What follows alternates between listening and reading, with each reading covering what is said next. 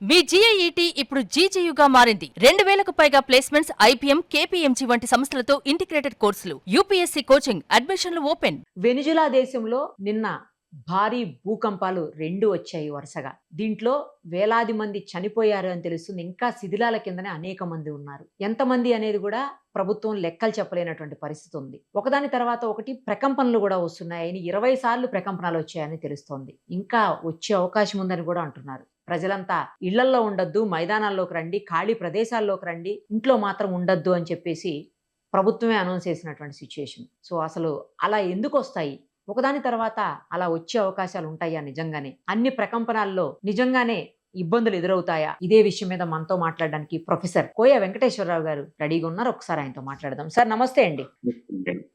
Sir, చూసాం మనం వెనిజులాలో నిన్న 24వ తారీఖు వాళ్ళకి ఏంటంటే అది నేషనల్ డే వాళ్లకు, సో జాతీయ దినోత్సవం. అలాంటి రోజు అందరూ కూడా ఆల్మోస్ట్ ఇంట్లో ఉన్నటువంటి పరిస్థితి. సో వచ్చినటువంటి 2 భూకంపాలు చాలా తీవ్రమైన స్థాయిలో పెద్దగా వచ్చేసరికి చాలా లక్షలాది మంది చనిపోయారని అంటున్నారు. దానికి ఇంకా ఫిగర్ కూడా బయటికి రాలే అసలు. ఇప్పటికీ స్టిల్ కొన్ని వేల మంది శిథిలాల కిందనే పడిపోయి ఉన్నారని తెలుస్తుంది. తర్వాత ప్రభుత్వం ఏమని అనౌన్స్ చేసిందంటే, ఇప్పుడు వచ్చినటువంటి భారీ భూకంపాల తర్వాత 20 సార్లు ప్రకంపనాలు వచ్చాయి, ఇంకా వచ్చే అవకాశం ఉంటుంది, ఇళ్లలో మాత్రం ఉండొద్దు అని చెప్పేసి చెప్పింది. అలా ఎందుకు వస్తాయి సార్ ప్రకంపనాలు? ఒకసారి భూకంపం వచ్చిన తర్వాత వెంట వెంటనే భూమి మళ్ళీ కంపిస్తూనే ఉంటుందా? ఒకవేళ కంపిస్తే ఇంత స్థాయిలో కంపిస్తుందా? అంటే మొదటిసారి జరిగినంత స్థాయిలోనే కంపిస్తుందా? అది కూడా పెద్ద ప్రమాదమే జరిగే అవకాశం ఉంటుందా? నమస్కారం మేడం. సార్, ఈ భూకంపాలు రావడానికి మెయిన్ గా ఒక కారణం, ఇవి ఎక్కువగా టెక్టోనిక్ ప్లేట్ల యొక్క బౌండరీస్ దగ్గర ఎక్కువగా వస్తూ ఉంటాయి. దురదృష్టానికి వెనిజులా నగరం కూడా, వెనిజులా కంట్రీ కూడా ఈ 2 టెక్టో ప్లేన్స్ దగ్గరనే, వాటికి దగ్గరలోనే ఉంది.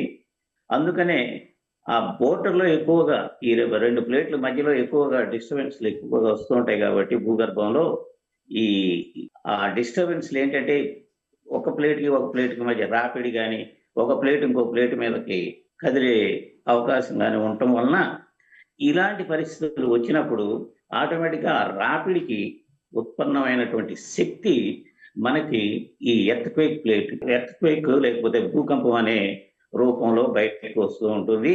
ఈ డిస్టర్బెన్స్లు జనరల్ గా టెక్టోనిక్ ప్లేట్ల యొక్క బోర్డర్స్ లో ఎక్కువగా జరుగుతూ ఉంటాయి. అయితే ఈ రోజున వెనిజులాలో వచ్చినటువంటి భూకంపం, ఇదే టైంలో కాలిఫోర్నియాలో కూడా ఎర్త్క్వేక్ వచ్చిందంటున్నారు, జపాన్లో కూడా వచ్చిందంటున్నారు. ఆల్మోస్ట్, కాకపోతే ఒకదానికొకటి సంబంధం లేకుండా ఇండిపెండెంట్ గానే వచ్చినాయి అని ఇప్పటి వరకు కూడా ఈ సైన్స్ సిస్మాలజీకి తెలిసినటువంటి సైంటిస్టులు మనకు వివరిస్తున్నారు. ఒకదానికి ఒక కనెక్షన్ లేదని. ఈ వెనిజులాలో వెనిజులా ఇప్పుడు కూడా భూకంపాలకు ప్రోన్ ఏరియా, అంటే భూకంపాలు వచ్చేందుకు అవకాశం ఉన్నటువంటి ఏరియా. ఎందుకంటే టెక్టోనిక్ ప్లేట్స్ మీద ఆకుపక్కలనే ఉంటుంది కాబట్టి. ఇది పొద్దున వచ్చిన భూకంపం రెక్టర్ స్కేల్లో చాలా ప్రమాదమైనది. ఎందుకంటే 7.2 నుంచి 7.5. ఒక కొండ పగలగొట్టడానికి రాయి తీసేటప్పుడు ఇంకేదో దానిలో గ్రనైట్ పెడతారు. గ్రనైట్ ను పగలగొట్టడానికి మందు పెడతారు. ఆ మందు పెట్టినప్పుడు వచ్చే పేలుడు ఒక్కసారి రాదు.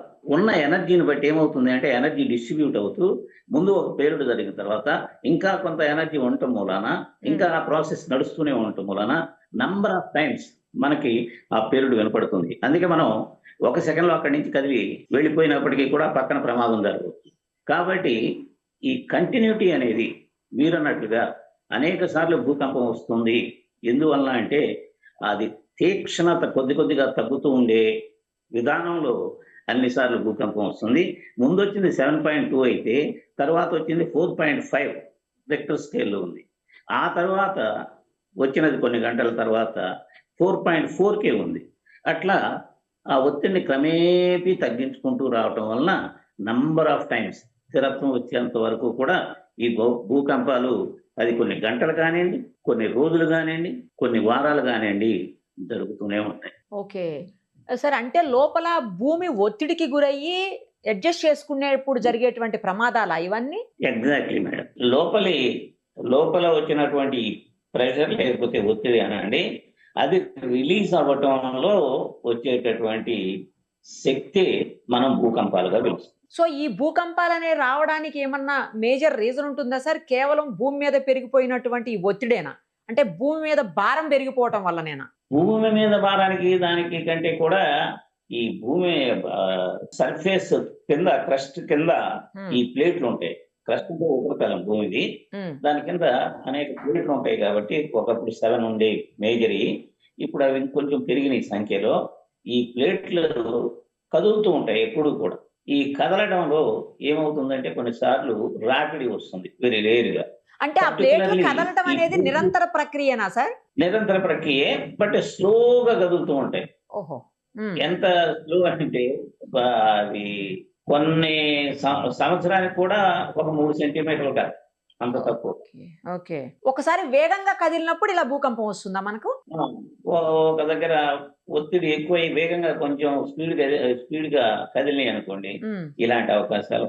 కానీ మరి అంత పెద్ద ప్రమాదం జరిగిన తర్వాత మళ్ళీ ఎందుకని ఒత్తిడికి గురయ్యి కంపనాలు ఎందుకు వస్తాయి మళ్ళీ? ఇప్పుడు ఒక్కసారే ప్రెషర్ విపరీతంగా పెరిగి అది గ్రాడ్యువల్ గా తగ్గుతుంది కదమ్మా. గ్రాడ్యువల్ గా తగ్గినప్పుడు తగ్గుతున్నప్పుడు మనకేమవుతుందంటే కొంచెం టైం తీసుకుని ఈ కంపనాల వాటి యొక్క ఫ్రీక్వెన్సీ మాత్రం తగ్గుతుంది. మీరు అబ్జర్వ్ చేయండి. పొద్దున 3:30 ఏమో వచ్చింది 7.2 రెక్టర్. అవును. అదే తర్వాత 2 గంటల తర్వాత వచ్చిన భూకంపం అది 4.5 పడిపోయింది. ఈసారి వస్తే ఇంకా తగ్గుతుందా? తగ్గుతుంది, తర్వాత ఇంకా తగ్గుతుంది. ఇంకా నెమ్మదిగా వారాలు నెలలు కూడా ఒక్కోసారి ఈ ఫ్రీక్వెన్సీ ఎనర్జీ రిలీజ్ అనేది, ఈ భూకంపపు కంపనాలు అనేవి నెమ్మదిగా తగ్గుతూ వస్తూ ఉంటాయి, మళ్ళీ మామూలుగా సెటిల్ అవటానికి.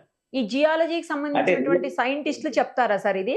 డెఫినెట్ గా వాళ్ళకి ఎందుకు తెలియదు, మన అందరికీ తెలిసిన విషయమే. అంటే వాళ్ళు మళ్ళీ వస్తాయి భూకంపాలు, జాగ్రత్తగా ఉండండి, ఇళ్లల్లో ఉండొద్దు, ఖాళీ ప్లేసెస్ లో ఉండండి, మైదానాల్లోకి వెళ్ళండి అని చెప్పేసి ప్రజల్ని హెచ్చరించారంట. అదే అంటుంది ఎందుకంటే ఈ భూకంపం లక్షణాలే అవి. ఒక విపరీతమైన తీవ్రతతో వచ్చిన తర్వాత అది అక్కడతో ఆగకుండా ఆ వేవ్స్ ఏంటంటే బయటకు వచ్చేటువంటి కంపనాలు నెమ్మదిగా తగ్గుతూ ఉంటాయి. తగ్గుతున్నప్పుడు మళ్ళీ ఒక్కొక్కసారి రాపిడి ఎక్కడ తగిలింది అనుకోండి, అదే ప్రాసెస్ లో మనకి మళ్ళీ భూకంపం వచ్చే అవకాశం ఉంటుంది. అదే చెప్తున్నాను కదా, టైం జరిగిన కొద్ది కూడా 7.2 రెక్టర్ నుంచి అది 4.5, 4.4, 4.2 అట్లా తగ్గుతూ వస్తుంది. సో అయితే ఇంకొక 1 వీక్ 10 డేస్ వాళ్ళు జాగ్రత్తగానే ఉండాల్సిన అవసరం ఉందా సార్ వెనుజులా నుంచి? ఇండైరెక్ట్ గా దీనికి బెస్ట్ ఎగ్జాంపుల్ ఏంటంటే, మనం హాట్ ఐరన్ రాడ్ ఉంది అనుకోమ్మా, అది కూల్ సడన్ గా అయిపోదు కదా. అవును సార్. ఎర్రగా కాలిన ఇనుప మొక్కను అక్కడ పెట్టి మనం సడన్ గా చేయి పెడితే చల్లగా అయిపోతే అవ్వదుగా, హీట్ ఎనర్జీ డిస్ట్రిబ్యూట్ అవుతుంది, వెళ్ళిపోతూ ఉంటుంది, అబ్జార్బ్ చేసుకుంటుంది అట్మాస్ఫియర్. అట్లాగే ఇక్కడ కూడా ఈ భూకంపం ఒత్తిడి అనేది నెమ్మదిగా పడిపోతుంది. ఇది ఒక దేశం అని కాదు, ఈ దేశం ఆ దేశం అట్లా ఏం లేదు, ఎక్కడైనా ఎప్పుడైనా జరగచ్చు, అంతే కదా సార్? ఆ దేశాలు అనేవి మనం క్రియేట్ చేసుకున్నాయి. భూమి అడుగు అనేది భూమి మొత్తానికి చెందింది కాబట్టి ఏ దేశాలు ఆ ప్రాంతాల్లో ఉన్నాయో కింద ఉంటాయి కదా ఈ టెక్టానిక్ ప్లేట్లు, పైన మనం అనేక కంట్రీలు ఉండవు. ఎన్ని కంట్రీలు ఉన్నాయో వాటన్నిటికీ కూడా ఈ భూకంపం జరిగే అవకాశం ఉంటుంది చుట్టుపక్కల. Right sir, thank you so much sir.